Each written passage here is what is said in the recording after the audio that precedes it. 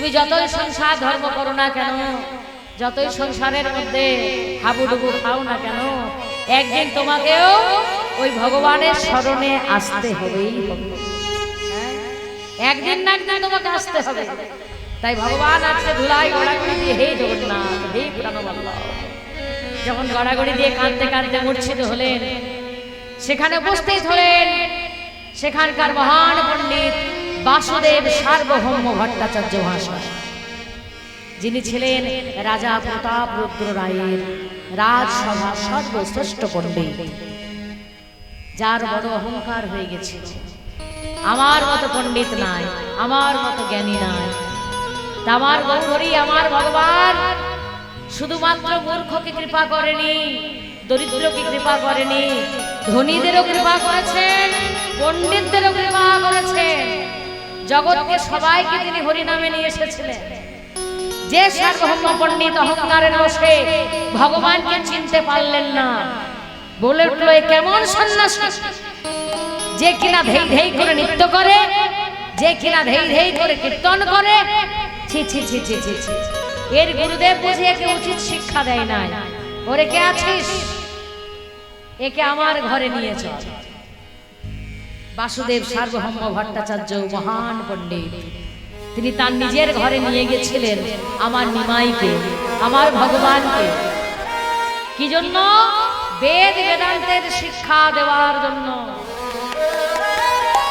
তাই তার যখন জ্ঞান ফিরল, সেই নিমাইকে বলতে লাগলো, ও সন্ন্যাসী, তোমার গুরুদেবকে তোমাকে বেদ বেদান্তের জ্ঞান দেয় নাই যে তুমি ধেই ধেই করে কীর্তন করো, নৃত্য করো?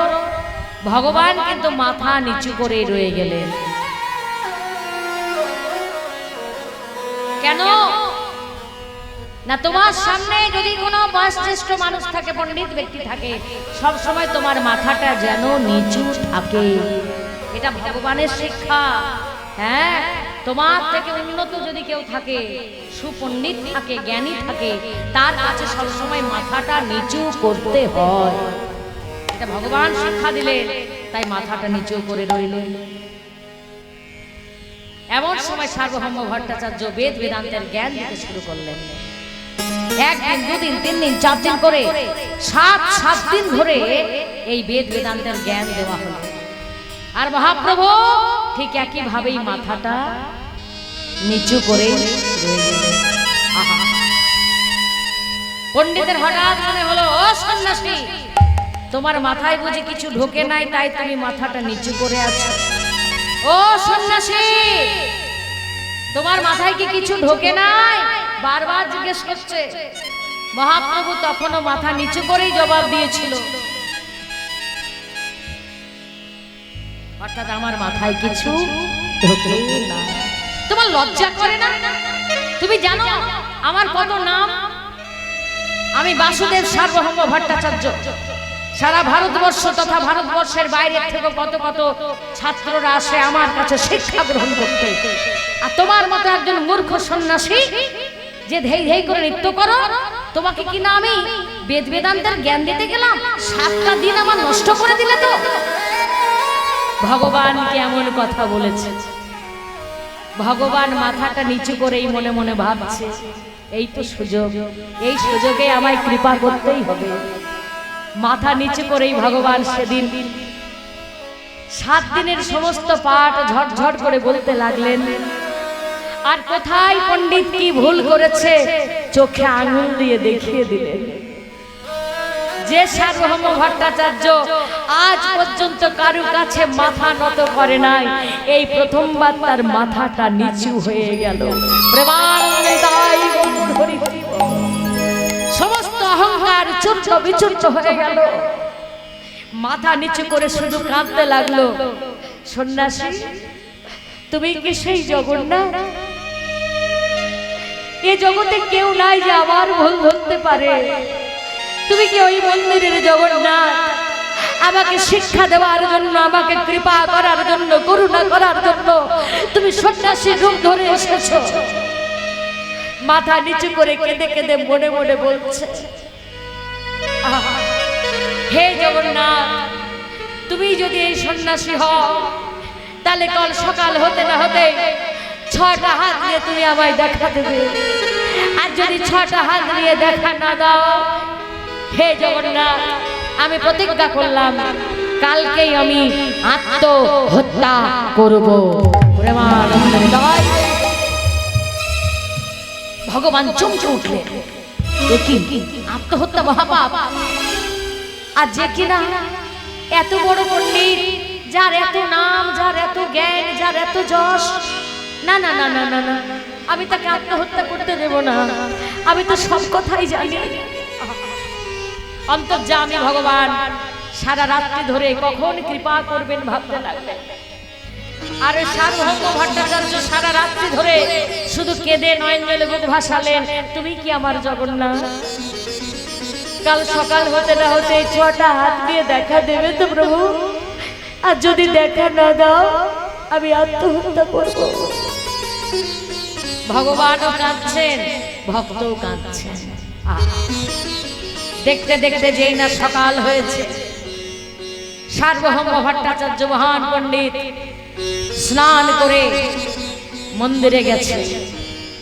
জগন্নাথ স্বামী, জগন্নাথ স্বামী, নয়না পথগামী,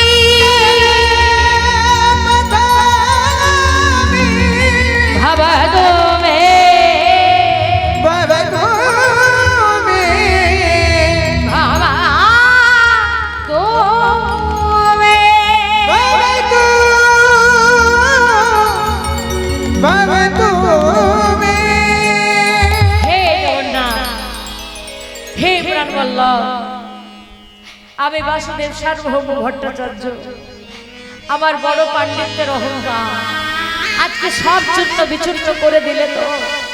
হে জগন্নাথ, তুমি কি সন্ন্যাসী রূপ ধরেছো জগন্নাথ? আমার ওই ঘরের সন্ন্যাসী যদি তুমি না হও, আমি তো আত্মহত্যা করব প্রভু। তাই তোমার সঙ্গে আমার মনে হয় এই শেষ দেখা। আর হে জগন্নাথ, তোমার সঙ্গে আমার দেখা হবে না। কাঁদতে কাঁদতে সার্বভৌম ভট্টাচার্য মাথায় করে সেই মহাপ্রসাদ নিয়ে নিজের ঘরে ফিরে গেলেন, যেখানে ভগবান রয়েছেন গৌরসুন্দর। তার চরণের সামনে সেই মহাপ্রসাদ রেখে তখনও কেঁদে যাচ্ছে, তুমি কি আমায় ছটা হাত নিয়ে দেখা দেবে প্রভু? যদি না দেখা দাও, আমি যে আত্মহত্যা করব। মাথা নিচু করে সার্বভৌম ভট্টাচার্য কাঁদছে, আর তার নয়নের জলে ভেসে যাচ্ছে গৌরহরির দুটি চরণ। ভগবান আর থাকতে পারলেন না। বাসুদেব, কত নিজেকে কষ্ট দেবে বলো তো? কত নিজেকে কষ্ট দেবে? একবার তো মুখটা তোলো, একবার তোলো। বাসুদেব সার্বভৌম ভট্টাচার্য যেই না মুখখানা তুলেছে, অমনি সঙ্গে সঙ্গে আমার গৌরসুন্দর পল্লবী দুটি হাতে রামচন্দ্রের তীর ধনুক নিয়ে দাঁড়ালেন। হরি হরি জয় রাম শ্রীরাম, জয় জয় রাম, জয় রাম শ্রীরাম, জয় জয় রাম, जय राम श्री राम, जय जय राम, जय राम श्री राम, जय जय राम, जय राम श्री राम, जय जय राम, जय राम श्री राम, जय जय राम, जय राम श्री राम, जय जय राम, जय राम श्री राम, जय जय राम, जय राम श्री राम, जय जय राम, जय राम श्री राम, जय जय राम, जय राम श्री राम, जय जय राम, जय राम श्री श्री राम, जय जय राम। বাসুদেব সার্বভৌম ভট্টাচার্য অবাক হয়ে গেলেন। এই সন্ন্যাসীর দুটো হাতে তীর ধনুক এলো কোথা থেকে? আরো যখন মুখটা একটু উপর দিকে তুলেছেন, গৌরহরির শরীর থেকে আরো দুটো হাত বেরিয়ে এলো, যে দুটো হাতে ভগবান মুরলি ধরলেন। এ কি প্রভু! তোমার এত করুণা এত কৃপা। আর যখন মুখটা আরেকটু তুলেছে দেখলো গৌরহরির কাঁধ থেকে আরো দুটো হাত জগৎ জীবকে কৃপা করার জন্য তুলেছেন। জগন্নাথ স্বামী প্রেমানন্দ হরি বল। নয়না পথগামী নয়না পথগামী ভবদো হে ভবদোমি ভবাদো হে। ভবদোমি চরণে লুটিয়ে পড়লেন। পুত্রের বয়স বাসুদেব সার্বভৌম ভট্টাচার্যের কাছে নিমায় সন্তান তুল্য, কিন্তু সে যে ভগবান, সে যে সাক্ষাৎ জগন্নাথ। 6টি হাত নিয়ে সার্বভৌম ভট্টাচার্যকে দর্শন দিলেন। চরণ দুটি জড়াইয়ে ধরে বলছে, হে ভগবান, হে প্রাণবল্লভ, তুমি আগে কেন আসো নাই? তুমি আমায় আগে কেন করুণা করো না? আমার মতো অহংকারী জীবকে তুমি কেন কেন এমন করে কৃপা করলে প্রভু? আমি যে অধম, আমি যে নরাধম, আমি তোমাকে চিনতে পারি নাই প্রভু। যার চরণ থেকে বেদ বেদান্তের সৃষ্টি, তাকে কিনা আমি বেদ বেদান্তের জ্ঞান দিতে গেছি প্রভু। তুমি আমায় ছেড়ে যেও না প্রভু, আমায় ছেড়ে যেও না। যেন চরণে ছাড়া, চরণ ছাড়া করো না গো। আমি ওই চরণে নীলাশরণ, যেন চরণ ছাড়া, চরণ ছাড়া করো না গো। চরণ ধরে বক্ষ মাঝারে জড়িয়ে ধরে হাও হাও করে কাঁদছে। যার হাজার হাজার শিষ্য অবাক হয়ে চেয়ে আছে। আমাদের গুরুদেব সে কিনা একটা সন্ন্যাসীর চরণ ধরে এমন করে কাঁদে, সত্যিই কি সে তাহলে ভগবান? নিশ্চয়ই সে সাক্ষাৎ ভগবান। কারণ আমাদের গুরুদেব ভগবান ছাড়া কারো কাছে আজ পর্যন্ত মাথা নত করে না। চারিদিকে প্রচার হয়ে গেল ওই মন্দিরের জগন্নাথ এখন সন্ন্যাসীর রূপ ধারণ করে সে আমাদের নীলাচলে ঘুরে বেড়ায়। আহা, তার পেছন পেছন অগণিত ভক্তের ভিড় হতে লাগলো। আর ভগবান গৌরসুন্দর নৃত্য করছেন, কীর্তন করতে লাগলেন। লহনা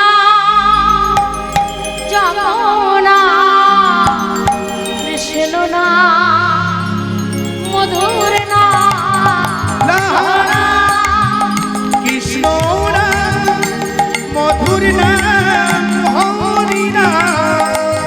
লহনা যমুনা কৃষ্ণ না মধুর না, লহনা কৃষ্ণ না যমুনা মধুর না। পথ চলিতে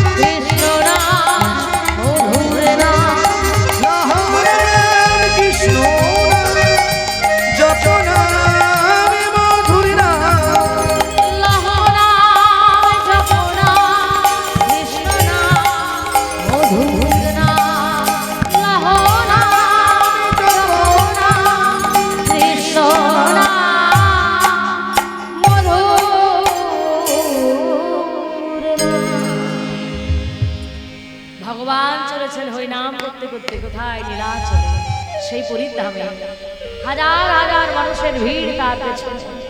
এমন সময় একজন ভক্ত ছুটে এসে গৌরহরির চরণ দুটি বক্ষ মাঝে জড়িয়ে ধরলেন। প্রাণনাথ, প্রাণবল্লভ, তুমি না কথা দিয়েছিলে কথা রাখবে না? কে এই ভক্ত? না রাজা প্রতাপরুদ্র রায়ের গুরুদেব কাশী মিশ্র। এখনকার হিসাবে হাজার হাজার কোটি টাকার মালিক সেই গুরুদেব। কি করে হয়েছে? না রাজা তার আয়ে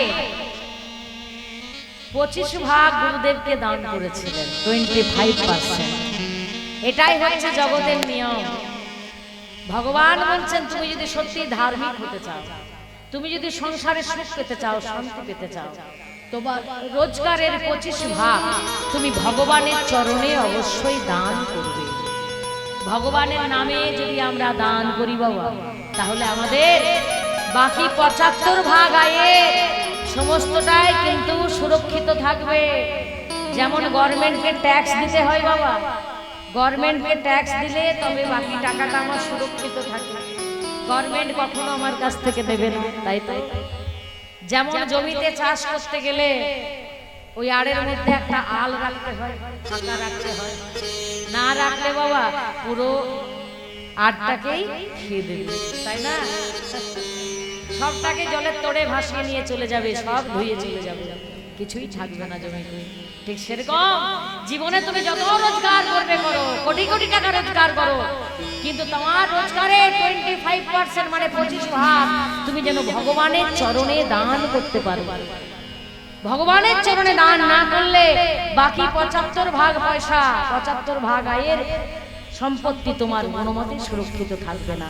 তুমি জ্বলে মরবে, শান্তি পাবে না, সুখ পাবে না, যতই টাকা পয়সা রোজগার করবে। তাই রাজা প্রতাপরুদ্র রায় ছিলেন ধার্মিক রাজা, শুধু রাজা নয়, ধর্ম নিয়ে চলতেন। তাই তিনি তার গুরুদেবের চরণে কোটি কোটি টাকার সম্পত্তি দান করে দিয়েছিলেন। হরে কৃষ্ণ। সেই কাশী মিশ্র এত টাকার মালিক, অথচ গৌরহরির চরণ দুটি জড়িয়ে ধরে বলছে প্রাণবল্লভ তুমি না কথা দিয়েছিলে। কখন? কারণ এই কাশী মিশ্র ত্রেতা যুগে ছিলেন শূর্পণরেখা। যে শূর্পণরেখা রামচন্দ্রের অপরূপ রূপ দর্শন করে বলেছিল, হে রাম, আমি তোমাকে বিবাহ করতে চাই, আমি তোমার স্ত্রী হতে চাই, আমি তোমাকে স্বামী রূপে গ্রহণ করতে চাই। রামচন্দ্র বলেছিল, হে শূর্পণরেখা, এই ত্রেতা যুগে আমি এক পত্নী ব্রত নিয়েছি, তাই তোমাকে আমি বিবাহ করতে পারবো না। তাই ভগবানের ইচ্ছাতে, রামচন্দ্রের ইচ্ছাতে সেদিন শূর্পণরেখার নাক কান কেটে দেওয়া হয়েছিল। কেন? যে আমার সে যেন আর এ জগতে কারুর না হয়। প্রেমানন্দে হরি। সেই শূর্পণরেখা অপেক্ষা করেছিল যে কবে সেই রামচন্দ্র আমার মনের ইচ্ছা পূর্ণ করবে। দেখতে দেখতে যখন দাপর যুগ এলো, ভগবান এলেন কৃষ্ণচন্দ্র হয়ে, আর সেই শূর্পণরেখা জন্ম নিয়েছিল কুব্জা, যার পিঠে ছিল একটা বিরাট বড় কুঁচ, যে দেখতে ছিল কুৎসিত, যাকে কোনো মেয়ে মানুষ পর্যন্ত দেখতে পারে না, এত দেখতে বিচ্ছিরি, দেখলেই যাকে ভয় লাগে। কেন ভগবান এরকম রূপ দিলেন? কারণ সে তো আমার, সে যে আমায় ভালোবেসেছে। আমি যখন রামচন্দ্র ছিলাম তার মনের ইচ্ছা পূর্ণ করতে পারি নাই, এখন আমি কৃষ্ণচন্দ্র, তার মনের ইচ্ছা আমি পূর্ণ করব। তাই সেই কুব্জা রানীকে ভগবান কৃষ্ণ যখন স্পর্শ করলেন, তখনই সে হলো অপূর্বা সুন্দরী। যেই না অপূর্বা সুন্দরী হয়েছে সেই কুব্জা, সঙ্গে সঙ্গে ভগবান একটি বরমালা নিয়ে বলছে, হে কুব্জা সুন্দরী, তুমি আমায় বিবাহ করবে? এই দেখো আমি আমি বরমাল্য নিয়ে দাঁড়িয়ে আছি, দাও না দাও, আমায় এই মালা আমার গলে পরিয়ে দাও।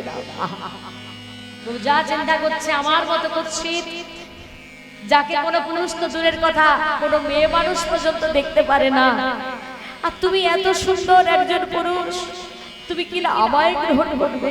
আহা, সেই কুব্জা রানীকে বিবাহ করেছিলেন ভগবান, কিন্তু সে সময় তার মনের ইচ্ছা পূর্ণ করতে পারেন না। কুব্জার ইচ্ছা ছিল, কৃষ্ণ তুমি শুধু একা আমার হবে, আমি যেন বহুদিন ধরে বহু বছর ধরে তোমাকে একা আস্বাদন করতে পারি, আর যেন কেউ তোমায় আস্বাদন না করে। ভগবান কৃষ্ণ কথা দিয়েছিল কুব্জা, আগত কলি যুগে আমি হব গৌর হরি আর তুমি হবে কাশী মিশ্র। তখন তোমার ওই ঘরে গিয়ে আমি বহুদিন বহু বছর থেকে তোমার মনের ইচ্ছা পূর্ণ করব। সেই কুব্জা যে ছিল সুপর্ণরেখা, সেই আজকে হয়েছে হে কাশী মিশ্র। তাই বলছে, হে প্রাণবল্লভ, তুমি আমার মনের ইচ্ছা পূর্ণ করবে না? চলো না আমার ঘরে, চলো চলো আমার ঘরে চলো। গৌর হরি আর কথা কাটতে পারলেন না, আর কথা কাটতে না পেরে সেই কাশী মিশ্রের সঙ্গে ভগবান গিয়েছিলেন তার সেই ছোট্ট কুটির। সেই চোরা কুটিরিতে ছিল সোনা দানা মণি মুক্ত হিরে জহরত, কত কিছু। ফেলে দে, সরিয়ে দে, সব ফেলে দে, আমার ওসবের আর প্রয়োজন নাই। আমি আমার সর্বশ্রেষ্ঠ ধন সম্পদ আমার গৌরকে পেয়েছি, আমি আমার গৌরীকে একা একা সাধন করব। আমি মনে ভরে প্রাণ ভরে তাকে আমার ঘরে লুকিয়ে রাখবো। আমি যে আমার গৌরী ছাড়া আনে জানি না।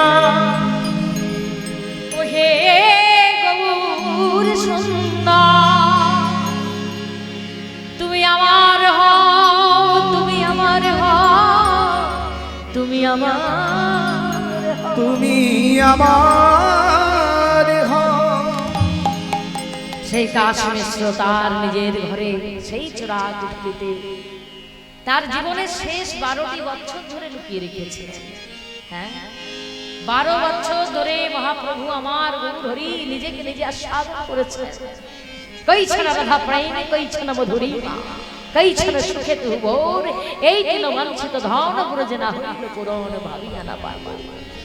এই কৃষ্ণ প্রেম কি, কৃষ্ণ প্রেমের মাধুর্য কি, কৃষ্ণ কৃষ্ণকে ভালোবেসে রাধা নিজে সুখ পায়, তার জন্যই তো আমার গৌর হওয়া। হরে কৃষ্ণ। তো ভক্ত সঙ্গে তো সেটা হলো না। আজ আমার বড় আনন্দের দিন। আমি এই গোপনে ঘরের মধ্যে, এই চোরা কুঠুরির মধ্যে নিজেকে নিজে আস্বাদন করব। গৌর হরি আমার হা কৃষ্ণ প্রাণ কৃষ্ণ বলে ধুলাই গড়াগড়ি যায়। গৌর হরি আমার ওই চোরা কুঠুরির মধ্যে নিজের মুখটাকে ভাসা দেয়। তার সারা শরীর থেকে রুধির ঝরে পড়ে, রক্ত ঝরে পড়ে। ভক্তরা বলে, হে গৌর হরি তুমি চলে যাও। কাশী মিশ্র বলে, প্রভু তোমার এই দশা দেখার জন্য আমি তোমাকে নিয়ে আসি না। তোমার সারা শরীর থেকে রক্ত ঝরে পড়ছে, রুধির ঝরে পড়ছে, তুমি চলে যাও, তুমি পালিয়ে যাও। আর তোমাকে আমাদের দরকার নাই, তুমি চলে যাও। তোমার এই কষ্ট আমরা সহ্য করতে পারছি না। কিন্তু ভগবান জানেন যে কেমন কষ্ট। এ তো কষ্ট নয়, এ তো তত্ত্বইক্ষু চর্বণের সাপ। তাই ভগবান নিজেকে নিজে আস্বাদন করছে। এমন সময় এসেছে অনেক অনেক ভক্ত, তার মধ্যে পূর্বজন্মের সেই ললিতা সখী যিনি স্বরূপ দামোদর গোস্বামী, তার গলাটি জড়িয়ে ধরে গৌর হরি বলছে, ওরে ললিতা রে, ওরে আমার মরমিয়া, ওরে আমার মরমিয়া, তুই আমায় বলে দে, বলে দে, বলে দে, বলে দে, কেমন করে কোথায় গেলে আমি আমার প্রাণবল্লভে পাবো, প্রাণী বল্লভে পাবো। ললিতা সখী বলছে, রাধে, কারণ গৌরের মধ্যেই আছে রাধা রাধা। গৌর হরি অন্য কেউ নয়, তার মধ্যে কৃষ্ণ আছে ঠিকই, কিন্তু সে সম্পূর্ণ রূপে, ভাবে, প্রেমে, রূপে সব কিছুতে রাধা। তাই বলছে, হে রাধে তুই তো বলতে পারবি যে তোর প্রাণ বল্লভ কোথায় আছে। আমি তো ললিতা, আমি জানতে পারবো না রে। তুই না হয় বলে দে তোর প্রাণ বল্লভ তোর কৃষ্ণ কোথায় আছে। সঙ্গে সঙ্গে বলছে সে আছে ওই মন্দিরে, যার নাম হচ্ছে জগন্নাথ। একই ওই জগন্নাথ তোর প্রাণ বল্লভ, ওই জগন্নাথ তোর কৃষ্ণ, যার এত বড় বড় চোখ, এত বড় মাথা, হাতে পায়ের আঙুলগুলো নাই, যাকে ছোট জগন্নাথ বলে। না না না না, তুই ভুল করছিস রাধে, তুই ভুল করছিস। আহা, গৌরহরি আবার বলে ললিতা রে, তবে শোন, ওই যে মন্দিরের জগন্নাথ, সেই তো আমার প্রাণবল্লভ, সেই তো আমার কৃষ্ণ।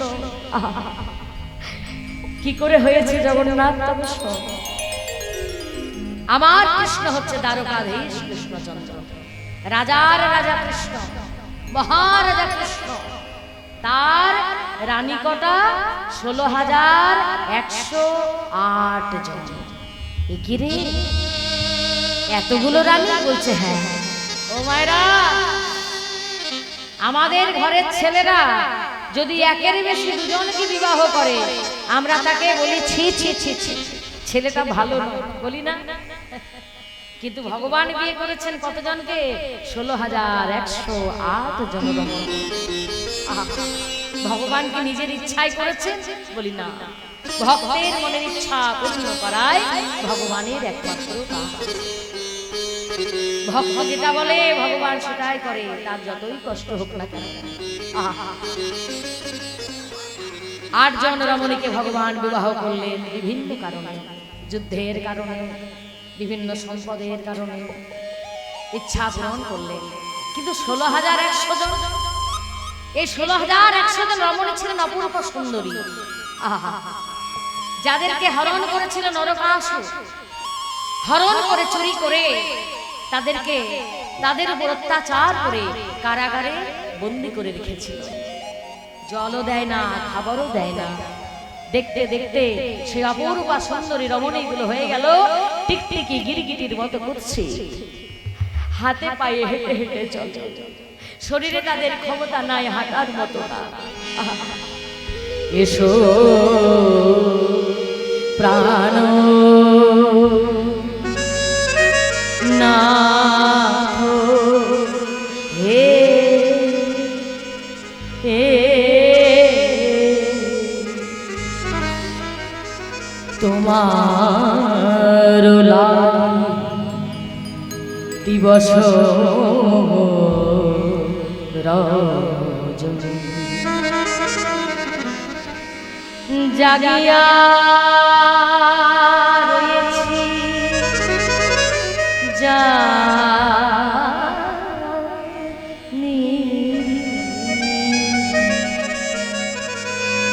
এসো হে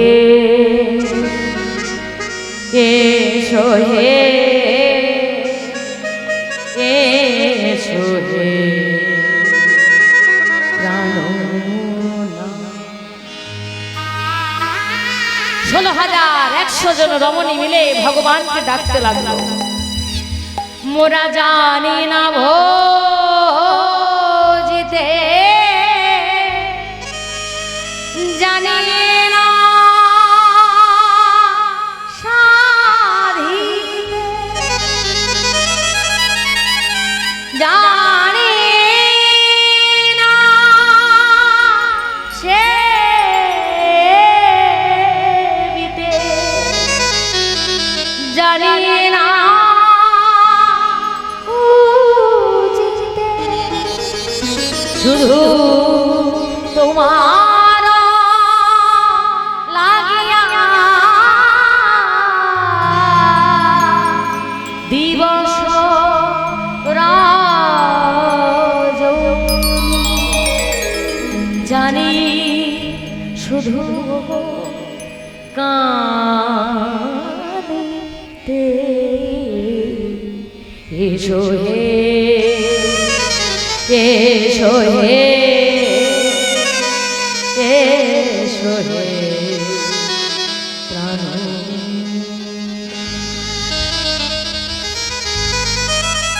ভগবান ছুটতে ছুটতে যাচ্ছে, রমণীগণ অমন করে কেঁদো না, আমি ভক্তের ভগবান, ভক্তির ব্যথা আমি সইতে পারি না, তোমরা অমন করে কাঁদলে আমি কি করে থাকি বলো।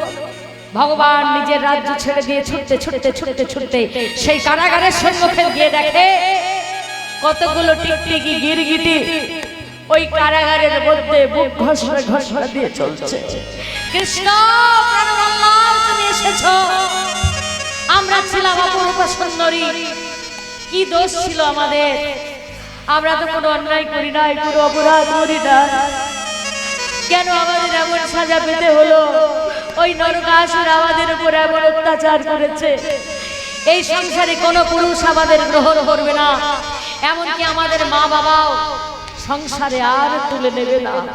হে কৃষ্ণ, তোমার দর্শন পেয়েছি, এতেই আমরা ধন্য, আমরা মরতে চাই, দাঁড়াও। সঙ্গে সঙ্গে ভগবান সেই নরকাসুরকে খুঁজে তার সঙ্গে ভয়ঙ্কর যুদ্ধ করে তাকে পরাজিত করলেন, বধ করলেন, হত্যা করলেন, কারাগারের দ্বার খুলে দিলেন। টিকটিকি গিরগিটের মতো সেই মেয়েগুলো বুক ঘষড়া দিয়ে এসে ভগবান কৃষ্ণের চরণ দুটি জড়িয়ে ধরে বলছে, প্রাণবল্লভ তুমি এসেছো। ভগবান কাঁদতে কাঁদতে বলছে, তোমরা কি জানো না, যার কেউ নাই তার আমি আছি। এই জগতে যাদেরকে কেউ গ্রহণ করে না, এই জগতের কোন পুরুষ যে নারীকে বিবাহ করে না, আমি কথা দিলাম আমি তার হই, আমি তার হই, আমি তার হই। প্রেমানন্দে হরি বল। অর্থাৎ যে নারীকে এই জগতের সমস্ত মানুষ ছুড়ে ফেলে দেয়, ভগবান বলছে আমি তাকে গ্রহণ করি, আমি তার স্বামী হই। ভগবানের ছোঁয়া পাওয়া মাত্র সেই মেয়েগুলো আগের মতো অপরূপা সুন্দরী হলেন। 16,100 জন রমণী দাঁড়ালেন, আর ভগবান কৃষ্ণ নিজেকে 16,100 ভাগে ভাগ করে বরমালা নিয়ে বলল, বরণ করো আমায়, আমি তোমাদের বিবাহ করতে চাই।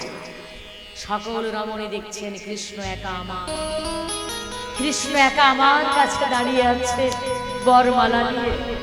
সঙ্গে সঙ্গে সমস্ত রমণী মিলে একই সঙ্গে ভগবান কৃষ্ণকে বরণ করলেন। ভগবান কৃষ্ণ বললেন, চলো আমার সঙ্গে, চলো আমার রাজ্যে। ভগবান আসতে না আসতেই 16,108টি সুন্দর সুন্দর রাজপ্রাসাদ তৈরি হয়ে গেল। ভগবানের ইচ্ছাতেই 16,100টি রাজপ্রাসাদ, 108টি রাজপ্রাসাদ, প্রত্যেকটি রাজপ্রাসাদ এত সুন্দর, এত সুন্দর ব্যবস্থা। বর্তমানে আমাদের বিজ্ঞানীরা, আমাদের মানুষরা যতই উন্নত হোক না কেন, এমন রাজপ্রাসাদ তৈরি করতে পারবে না। কোথায় আছে বাবা? সত্য ঘটনা, 2019 সালে ধরা পড়েছে সেই দ্বারকা, যেটা জলের তলায় পাওয়া গেছে। বিজ্ঞানীরা, ভূবিদরা সেখানে গিয়ে অবাক হয়ে দেখলো যে জলের তলায় এত বড় সাম্রাজ্য, এত সুন্দর সুন্দর রাজপ্রাসাদ। ভগবান নিজের ইচ্ছাতে সকলের মনের বাসনা পূর্ণ করার জন্য এত সুন্দর সুন্দর রাজপ্রাসাদ তৈরি করেছিলেন। একই সময়ে প্রত্যেকের ঘরেই ভগবান একই সময় থাকতেন। সারা দিন থেকে রাত্রি পর্যন্ত ভগবান সবার মনের ইচ্ছা পূর্ণ করেন। কেউ বুঝতেও পারে না যে কৃষ্ণ এতগুলি ভাগে নিজেকে বিভক্ত করেছেন, প্রত্যেক রমণীর ইচ্ছা পূরণ করছেন। এরা কারা? এই যে 16,108 জন রমণী, এরা কারা? ভগবান বলছেন এরা অন্য কেউ নেই, এরা আমারই 16,108টি তত্ত্ব দিয়ে গড়া, অর্থাৎ আমি নিজেই। প্রেমানন্দে নিতাই গৌর। ভগবান জগৎজীবকে চৈতন্য দিলেন যে জগতের যার কেউ নাই তার আমি আছি। এই প্রমাণ করার জন্য ভগবান ভক্তের মনের ইচ্ছা পূর্ণ করার জন্য লীলা করলেন। নারদ মুনি অবাক হলেন, কি প্রভু, তুমি 16,108 জনকে বিবাহ করলে, দেখি তো তুমি কেমন করে লীলা করো। নারদ মুনি যে ঘরেই যাচ্ছে সে ঘরেই গিয়ে দেখে কৃষ্ণ একই ভাবে সবার সঙ্গে কর্ম করে যাচ্ছে। যেমন ভাবে একজন পুরুষ মানুষ সারাদিন কর্ম করে, সারাদিন সংসারের সবার মনের ইচ্ছা পূর্ণ করে, ভগবান সেইভাবেই করে যাচ্ছে। প্রত্যেকের ঘরে 10টি করে পুত্র সন্তান আর 1টি করে কন্যা সন্তানের ভগবান জন্ম দিলেন। প্রেমানন্দে নিতাই গৌর। এই হচ্ছে আমার ভগবান। জগৎ জীবকে চৈতন্য দিচ্ছেন, তোমার জীবনে যতই দুঃখ থাকুক না কেন তুমি যেন হাসি মুখে সবার মনের ইচ্ছা পূর্ণ করতে পারো। তবেই তো তুমি পুরুষ। পুরুষ কাকে বলে? পুরুষ শব্দের অর্থ হলো শ্রেষ্ঠ। আমি যদি আমার সংসারে সবার মনের ইচ্ছা পূর্ণ করতে না পারি, তাহলে আমি কখনো বলতে পারবো না যে আমি একজন পুরুষ মানুষ। ভগবান প্রমাণ করে দিলেন যে দেখো 16,100